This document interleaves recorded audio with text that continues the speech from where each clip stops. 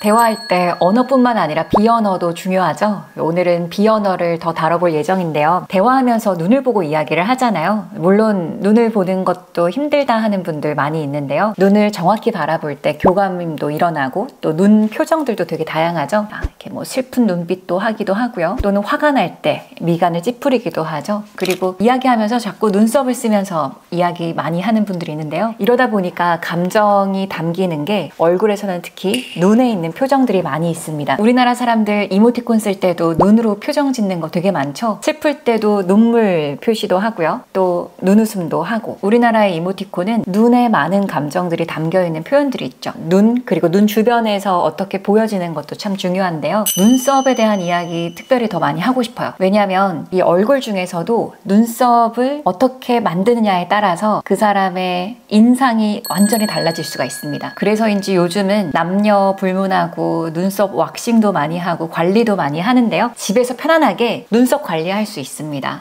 저 역시도 이렇게 촬영할 때마다 화장도 하고 깔끔하게 보이려고 하는데요. 그 이유가 제가 잘 나오고 싶은 것보다 보는 사람이 더 편안하게 보고 저에 대해서 더 신뢰하면서 제가 하는 말을 주의 깊게 들어주고 따르기를 바라니까 이렇게 신경 쓰고 하는 거거든요. 저는 눈썹 관리를 어떻게 하냐면요. 일단은 나한테 어울리는 눈매 다듬어야 되겠죠. 저는 미간이 좁은 편은 아니에요. 그러다 보니까 일부러 이 앞눈썹을 약간 더 안쪽으로 그립니다. 몽고주름이라고 하잖아요. 여기보다 더 가까이 그리는데요. 그렇게 되면 좋은 점은 선명한 인상이 생깁니다. 나의 눈 사이가 간격이 어떤지 보면서 이 눈썹을 어디까지 뺄지 말지 정해보는 것도 좋겠어요. 만약에 내가 좀 모여있다 라고 생각이 들면 눈썹 앞을 넓히는 것도 방법이겠죠? 그렇게 눈썹을 그리는 것도 좋고요. 그 다음에 저는 왁싱은 하지 않아요. 왜냐면 이렇게 잡아 뜯다가 눈꺼풀이 자꾸 늘어나거나 다친 적이 있어서 저는 그 이후로는 쪽가위와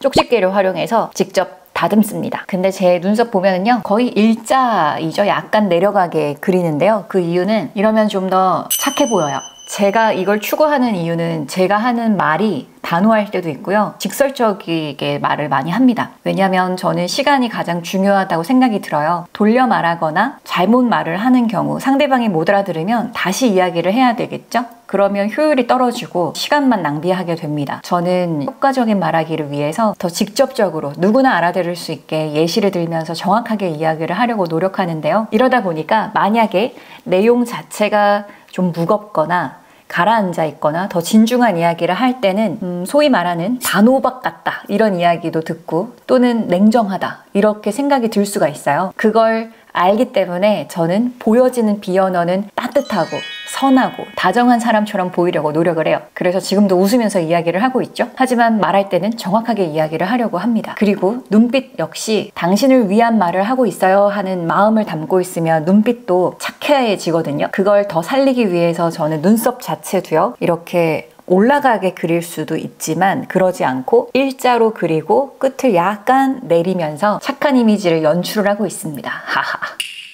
이런 쪽가위와 쪽집게로 위아래에 정리를 해주고요. 뭐 이런 거는 여러분 집에 하나쯤은 있을 것 같아요. 저는 전라남도 육아종합지원센터 예전에 전남에 교육 갔다가 기념품으로 받은 건데요. 이런 거 집에 어딘가에는 분명히 있을 거니까요. 찾아보시면 좋겠고요. 제가 가장 잘 쓰는 거는 너무나 오래됐어요. 이거는 맥이고요. 원래는 섀도우로 나온 제품이거든요. 상당히 오래 써가지고요.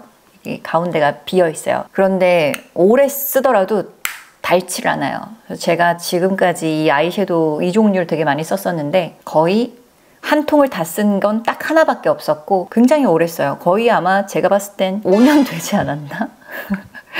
3년? 써도 돼요? 제가 말하면서도 유통기한인데 하는 생각이 들지만 어쨌든 저는 뭐 유통기한 상관없이 화장품 자체를 되게 오래 쓰고는 있습니다. 그래도 눈썹에 뭐 탈은 나지 않았으니까요. 이것도 맥이에요. 맥 제품인데 눈썹을 그리는 붓은 이렇게 날카롭게 깎여 있습니다. 그래서 그리기가 편하네요. 이렇게 착착착착 그릴 수 있는데요. 제가 잠시 보여드릴게요. 이렇게 그냥 살짝만 찍어주고요. 그리고 털어야 돼요. 안 그러면 붓에 뭉쳐 있거든요. 그런 다음 마치 그림을 그리듯이 이렇게 빈틈을 메워줍니다. 약간은 밝은 갈색인데요. 그 이유가 눈썹이 또 너무 진하거나 너무 까맣잖아요. 그러면 눈썹이 너무 확대돼서 보여가지고 눈썹만 보인다 하는 생각이 들어요. 끝도 약간 채워줍니다. 굉장히 어색하네요. 제가 마치 뷰티 크리에이터가 된 것 같아요. 정신 차리고요. 이렇게 채워주고 나서요. 그 다음 할 일은 제가 또 잘 쓰는 제품인데요. 올리브영에서 늘 삽니다. 얘는 눈썹 마스카라예요. 눈썹에 이렇게 발라주면 원래 있던 나의 눈썹을 좀 더 밝혀줍니다. 만약에 머리카락 색깔이 완전 흑 색깔 있는 사람이죠. 검정머리. 근데 그 정도가 아닌 경우라면 저는 이 정도 컬러 괜찮다고 생각해요. 왜냐면 눈썹이 좀 밝으면 얼굴이 더 화사해 보이는 게 있거든요. 그리고 저 역시도 머리 색깔이 그렇게 밝지는 않지만 눈썹을 좀 더 밝게 해요. 그리고 눈에 더 집중을 하게끔 만듭니다. 근데 이거 역시 나 자신의 피부 색깔과 뭐 이런 걸 또 찾아봐야겠지만 저는 무난하다고 생각해요. 밝은 갈색 컬러 추천드리겠고요. 끝으로 이게 또 많이 쓰는데요. 저도 방송을 오래 하면서 많은 메이크업도 받아보고 메이크업 샵도 많이 가봤는데 거의 다 이 제품을 씁니다. 연필 같죠? 근데 진짜로 이런 거 없으면 그냥 연필 써도 돼요. 저는 연필로도 엄청 많이 그렸거든요. 사비 연필 좋습니다. 만약에 내가 눈썹이 좀 풍성하지 않다. 그럴 경우에는 이걸로 해주면은 눈썹이 딱 회색깔이 되거든요. 근데 여기에서 바로 눈썹 마스카라를 칠하면 색깔이 딱 달라져요. 아까보다 조금은 더 선명해졌죠? 근데 이런 것도 여러분이 찾아가서 하는 것보다 직접 여러 번의 눈썹을 그려보면 좋겠어요. 할수록 실력이 늡니다. 또 중요하게 생각하는 것 중에 하나가 이 밑을 메워요. 밑을. 왜냐면 이 눈꺼풀 사이가 좁을수록 눈이 더 커 보여요.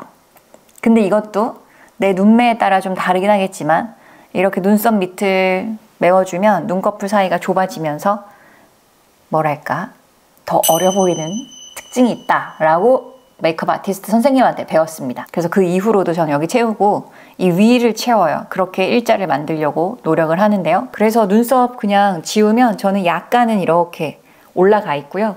특히 이렇게 산 모양으로 되어 있는 분 많이 있잖아요. 저도 그랬어요. 쪽집게로 빼면서 없앴습니다. 이렇게 눈썹을 잘 관리를 해놓으면 좋은 점은요. 누군가를 만날 때 자신감이 생겨요.